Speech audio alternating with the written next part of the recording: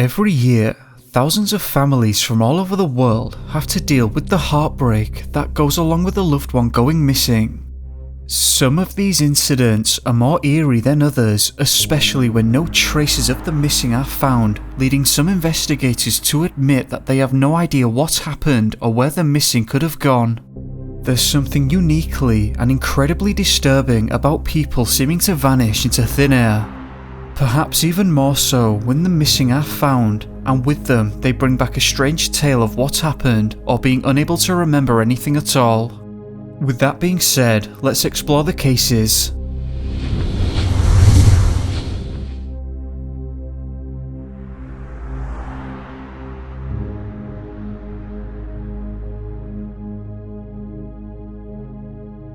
On a very hot 1st of August 2018, 27-year-old Sam Sayers made the trip to the mountain known as Vesper's Peak by herself. This is a peak along the Mountain Loop Highway region of the North Cascades of Washington State. It was on this mountain that Sam disappeared without a trace, and almost 10 months later now, her disappearance is still a complete mystery. The last concrete sign of Sam was her name scrawled onto the register at the trailhead just off the Mountain Loop Highway. Unfortunately, at a young age between her junior and senior years of high school, Sam developed alopecia, which is an autoimmune disease that results in hair loss. According to her mother, Lisa, Sam was a strong person and dealt with the loss of her hair very well. She said Sam tried to wear a wig in high school, but she hated it. She took her wig right off in front of everyone. She has really empowered a lot of people through that journey. Because of this condition, Sam had a distinctive look, and other hikers were able to place her on that mountain as her head was crowned with a star tattoo. Lisa said that for some reason she wasn't quite aware of, she felt nervous about Sam going on that particular hike. Sam was an avid hiker, and this was not her first time at the Vesper Mountain. She began her hike at 8 AM on the day of her disappearance. This was supposed to be a routine trip, and she was expected to be back home to her boyfriend, Kevin Dares, by 6 PM that evening. As reported on NBCnews.com, Kevin said, "The last text I sent her that morning was me saying, 'I know you don't need me to tell you this, but the terrain can be dangerous.' And she just replied, telling me that she knew and that she loved me." Unfortunately, Sam would never make it back home that night. Sam was seen once after she had ascended over 4,000 feet up switchbacks and across boulder fields before reaching the summit. One hiker recalled that she was eating a sandwich while talking with the other rock climbers who were ascending some of the more daring areas of the mountain. According to SeattleMet.com, the last few hundred feet of Vesper is more of a scramble route than it is a defined path. Once the proper trail peters out in the dirt, it's common for every hiker to pick their own way. One hiker remembers seeing Sam veer down towards the peak's southwest side around 3 PM. This was the wrong side of the mountain, he would later relate to the sheriff's office sergeant. This was the very last time that Sam would ever be seen.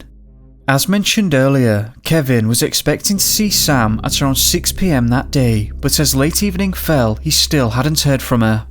Kevin began to panic, so he got in his car and drove from Belltown all the way to the trailhead, which took just over an hour and a half. During this drive, the light was fading quickly, so he made one stop to purchase a flashlight. Upon his arrival to the trailhead, he noted that the place was very dark at this point, but he could see that Sam's blue Ford Fiesta was still in the gravel parking lot. This was obviously not a good sign, and Kevin said that he grew very nervous. With his flashlight, he made his way up the trail at roughly 10 PM. Kevin essentially speed hiked the trail and made his way through the thick forestry and hopped across boulders, sitting above the Stillaguamish River. This led into a box canyon surrounded by incredibly steep walls. At first, Kevin was confused and couldn't figure out where she could have gone, but eventually found that there was one other way out. It was a trail that runs through a boulder field which was very difficult to navigate. This was the last push to the Vesper, but at some point along this final stretch, Kevin tripped and broke his flashlight, which forced him to turn around and walk the 3.5 miles back to his car. Thereafter, he drove 20 miles to the Verlet Public Service Centre, which was closed, but he used the payphone to contact the authorities. This would be the beginning of one of the largest and longest search efforts in the area's history. Over 8,000 hours were spent scouring the mountain for Sam. According to StrangeOutdoors.com, 70 searchers, 14 dog teams and helicopters searched the area to no avail. At one point, drone operators and the Sheriff's Marine Unit were involved. In addition, volunteer searchers from around the state spent thousands of hours leaving bags with notes saying, "Stay strong, we're looking for you, everyone is thinking of you." The bags included a poncho, socks, energy bars, a compass, a flashlight, fire sticks, and a lighter. The sheriff's office spoke with witnesses who saw Sam the day she went missing, but none saw her come back down the trail. The sheriff's office would later state that starting from the day following the disappearance, search operations had included 357 hours of air operations, 105 hours of drone operations, 82 hours for the Marine Unit, 329 hours from the sheriff's office, and thousands of volunteer hours spent searching for Sam. Many were left feeling confused as to why they couldn't find a single trace of her. Sergeant John Adams led the search and rescue response. He said that when a person is reported missing, many times you'll receive a call from a loved one saying that the missing has returned home. He knew this one was different somehow, and he told Deputy Peter Tesk, "We better throw everything we've got at this one, at least for a couple of days." Sergeant Adams was on the scene at 1:30 AM following Sam's disappearance, and he advised Kevin not to go back alone, but he realised he couldn't stop him and loaded him up with a helmet, food and a headlamp. Volunteers arrived at 6 AM and were grouped into various teams. They took off along the trail and were joined by the Snowhawk helicopter fitted with thermal imaging technology, but they couldn't find a single trace of her. Over the next few days, the volunteers were joined by other search and rescue teams from surrounding areas. Trained dogs began looking for a scent, human trackers were trying to locate footprints, and the bodies of water were scoured. This was an extensive search, and volunteers were surprised that they could find no trace at all.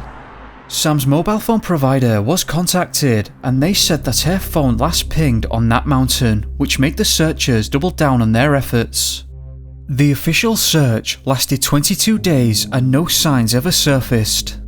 A number of footsteps were found on the southeast side of the mountain and were said that they might have been Sam's, but ultimately they led nowhere and this wasn't helpful. During this time, the searchers scoured just about every place imaginable that a person could fall from, but again they found nothing. Kevin would not give up hope and the unofficial search began. This effort was led by an Eagle Scout named Bud Carr, and Kevin spent the entire autumn of 2018 on that mountain searching, but Sam was never found, and to this day it is unclear as to what happened. Many have said that this disappearance was highly unusual, especially since the search started very quickly, and somehow Sam managed to evade a large number of searchers, search dogs and thermal imaging equipment. What do you think? Moving on, let's go back in time to 1937.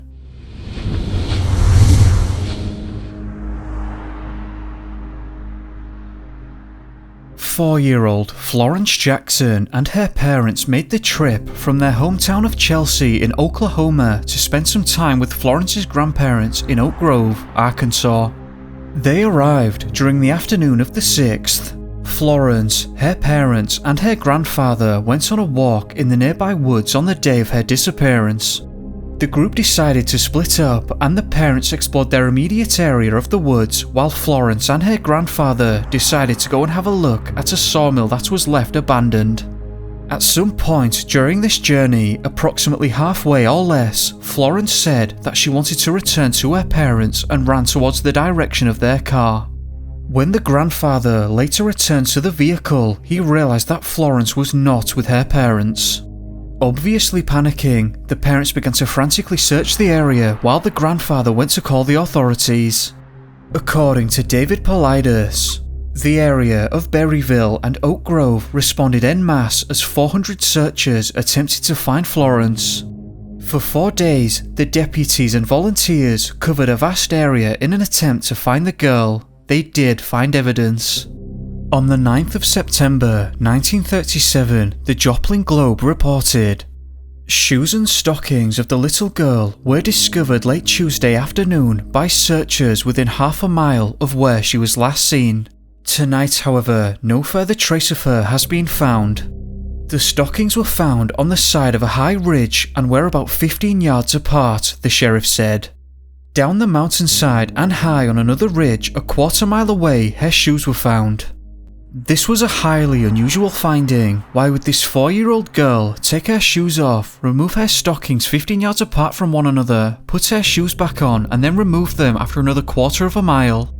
Politis questions the idea that someone may have been carrying her and removed her stockings and shoes whilst running, though I can't imagine that being an easy task, which Politis takes into account. Nevertheless, this finding obviously confused the searchers, who didn't really know what to make of it. During the search, the area was also hit with heavy rains, which reduced visibility and made the search just that much more difficult. On September the 10th, 1937, 4 days after the initial disappearance, things would take a very strange turn. Roughly 7 miles away from the location of the disappearance, a farmer's wife was outside her home and thought that she heard someone calling for her. She investigated the sound and followed it to an Indian creek where she found Florence. Florence was carrying a tomato and a handful of sheep sorrel. Fortunately, despite difficulty, the lady was able to retrieve Florence, where she took her back to her home. The authorities were notified and stated that apart from some cuts, she was otherwise in good health with only a mild fever. Later, Florence would come to relate some very strange details. The Joplin Globe reported that Florence stated that one night she slept on a log or inside it. When darkness fell once more, she told of climbing a tree. Another night, she recalled sleeping on a flat rock where she got cold and called for her mother to come, though it's unclear exactly who she was calling out to, if anyone. Later, she described hiding in the woods from 2 strange men, though again it is unclear specifically what she meant and what was strange about them. Here is a small extract from the Joplin Globe. She told of spending one of the nights in a house deep in the forest after a black man and woman picked her up and took her there. She related that they put her on a cot that night and gave her breakfast and told her to get going on. "I was mad and hit them with my hands," she said. This house she spoke of was never found, and it wasn't clear exactly how Florence had managed to evade hundreds of searchers and ended up 7 miles away. Law enforcement at the time suspected some sort of temporary abduction to account for the disappearance, but were ultimately left baffled at the circumstances of this case.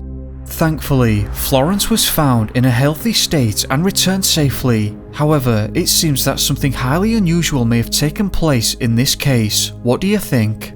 Now, here's another.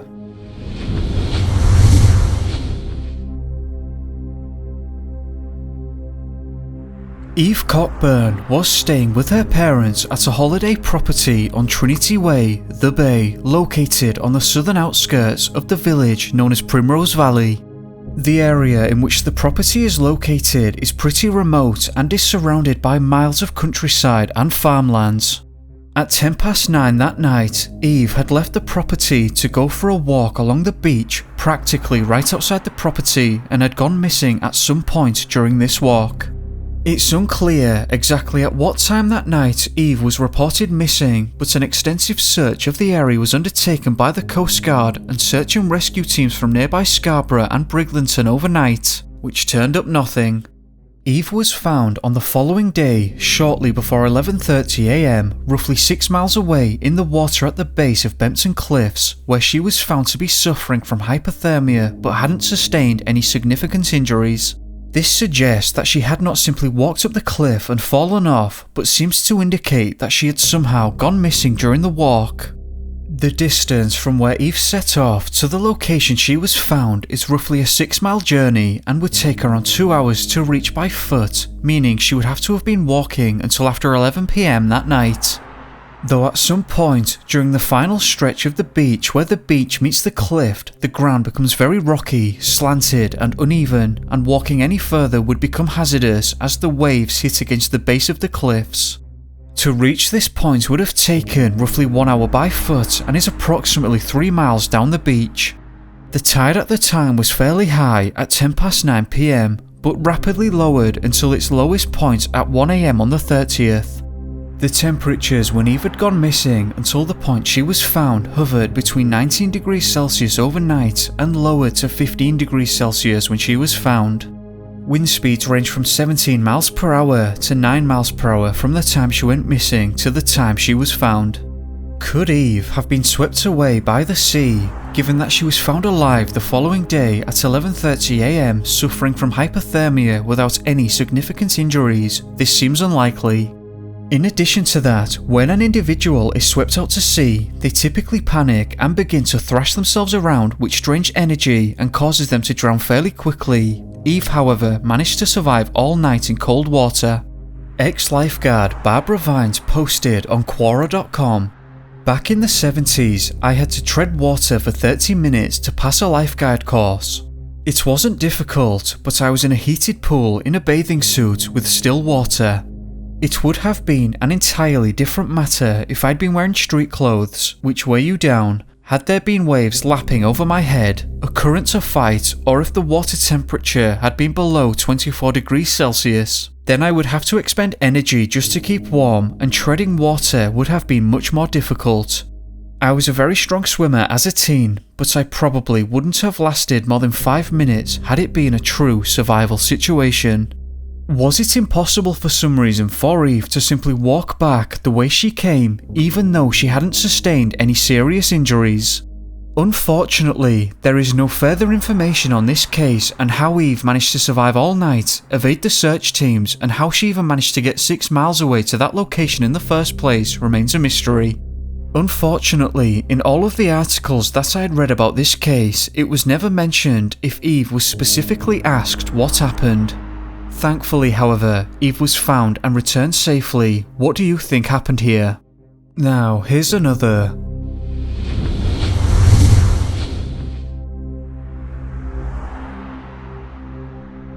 On the 14th of February 1999, Dr. Catherine Wong, who was 48 at the time of her disappearance, had travelled to the Bear Valley Ski Resort south of Lake Tahoe in California.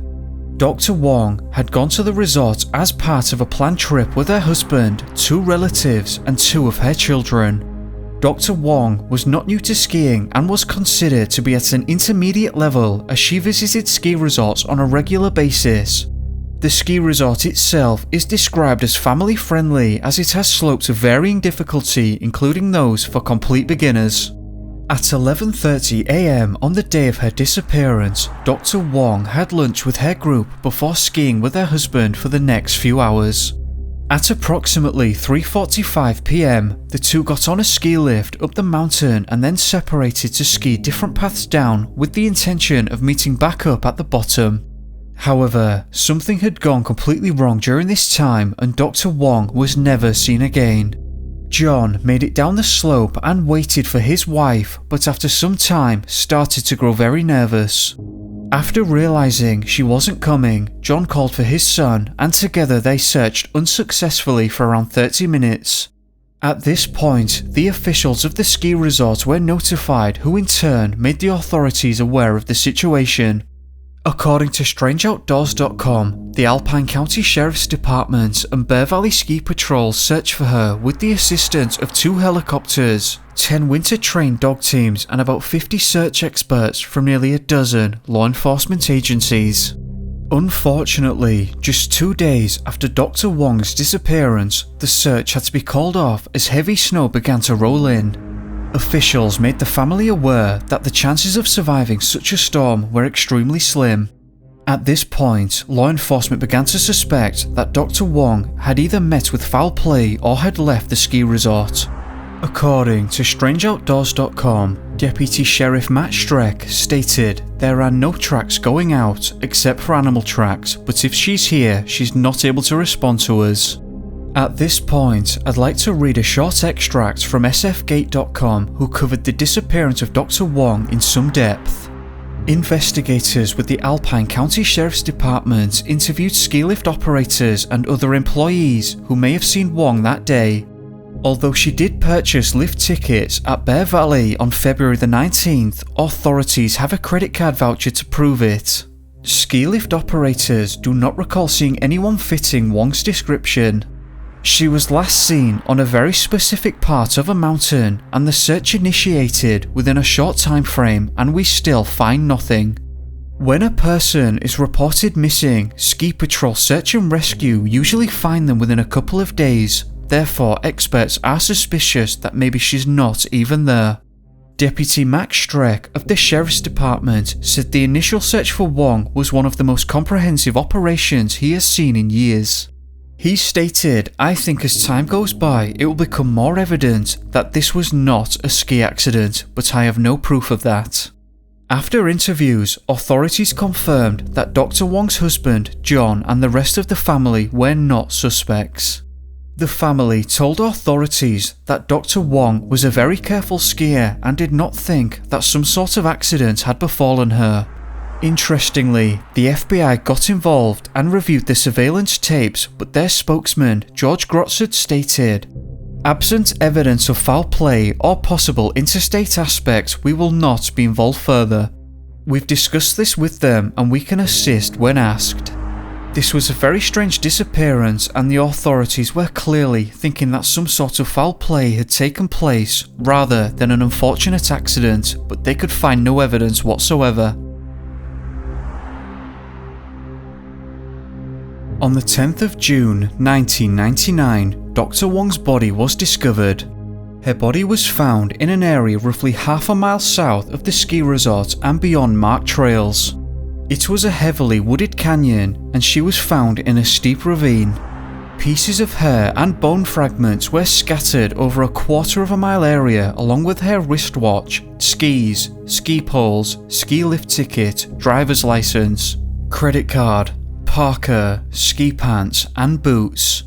Detectives were left completely baffled as to the circumstances surrounding her disappearance, especially since there was a group of houses just 400 yards away. They couldn't figure out how she managed to reach the location she did, and it was thought that the cause of death was hypothermia. Authorities concluded that it must have been an accidental death, and yet still realised just how strange these circumstances were. What do you think? Moving on, let's explore a couple of shorter incidents.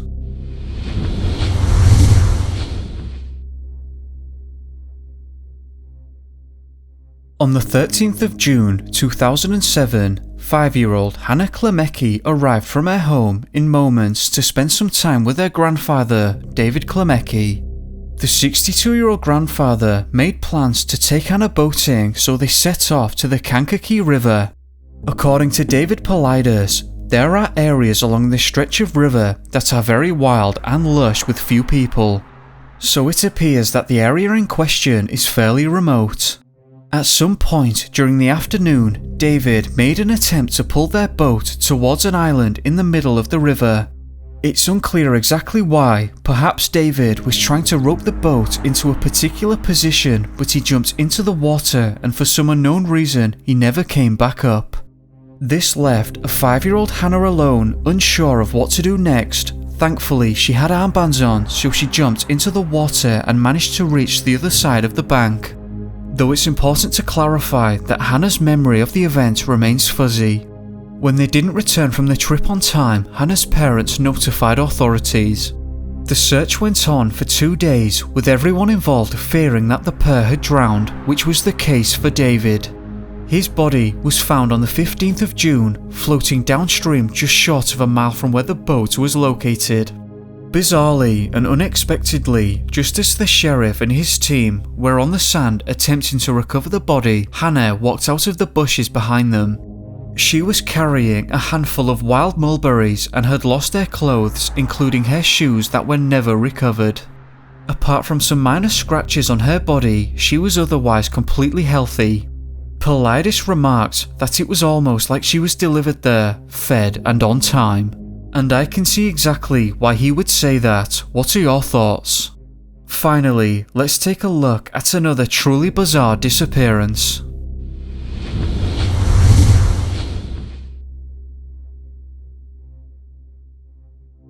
76-year-old Connie Johnson was working as a camp cook for Ritchie Outfitters in the area around Fog Mountain near Big Rock in Idaho. This is an area which can only be accessed by foot or horse as there are no roads. Connie was considered an experienced outdoors woman and had previously worked as a Forest Service wilderness ranger at the Moose Creek Ranger Station. Her friends said that she knew the backcountry well and had the necessary survival skills should she need to employ them. Connie was last seen on the 2nd of October by hunters who were also operating from the camp. The hunters said that she made radio contact with them the following day and that they couldn't understand what she was saying. The hunters arrived back in camp on the 5th and were alarmed when they couldn't find her or her dog Ace. This sparked a massive search and canines were swiftly brought in, but they couldn't find her scent. This was followed up with aircraft deployed with thermal imaging technology, but this also proved to be unsuccessful. Chris Adkins, a former colleague of Connie, said, "It's reconcilable, what everyone is dealing with, because like you said, this isn't some pilgrim's first rodeo. This is a woman who spent literally the last 25 years of her life, most of them on foot in the wilderness alone, doing her wilderness range work. And if there's anybody that has a skill set that positions them to beat this, it's Connie." Despite this vote of confidence, Connie was never seen again, and the search concluded on October the 16th, 11 days after her disappearance. Not a single trace has ever been found, and it seems to me that her muffled radio message may have been the key, though we will never know what that radio message contained. In a very strange turn, 3 days later at this point, Ace turned up at the Moose Creek Ranger Station approximately 15 miles from the camp. The dog was provided care and was taken back out to search for Connie in the hopes he would lead them right to her, but unfortunately Ace didn't seem to know where Connie was. Connie's daughter said that she can only speculate about what happened but didn't believe that it was intentional. She said, "I think that she was enjoying the outdoors, which she loves, and something happened. The weather came up, she fell, I don't know, but I think she got surprised." Given the temperature, given the lack of time, given the lack of signs of her, and the fact that Ace is not with her, it all points to the worst. This was a completely heartbreaking disappearance, made even worse by the fact that her family never received any closure. The circumstances were highly unusual, and as mentioned earlier, I believe the key to understanding what happened here was in that muffled radio message. What do you think? I'd just like to take a moment to thank all of you that have subscribed to the channel and who share these videos, like them, and just generally show support. I appreciate it a lot and can't thank you enough. And I'd like to say thank you to my patrons for supporting me over at Patreon, so thank you to Joshua M. Sundheimer, Ophelia Gray, Rebecca Simpson, Kirky Jones, Math Bowers, Natasha Smith, Gail Fuata, Justin Dean Allen, Jen J71, Benjamin Sereno, Zia Teasdale, COAG Music, David Miller, Tom S., Wendy Bueller, Matthew Critchley, and Devon Hartman. I hope I didn't butcher anyone's name too much. Anyway, do let me know what you thought of this one, and you'll find all of the sources and links in the description below. There's also a link to buy David's Missing 411 books, so be sure to check that out. As always, thank you very much for watching. I hope that you enjoyed this video, and if you did, remember to like and subscribe if you haven't already, it helps me a lot. I hope that you have a great day or evening depending on where you are. Be safe guys, and I'll catch you soon. Peace.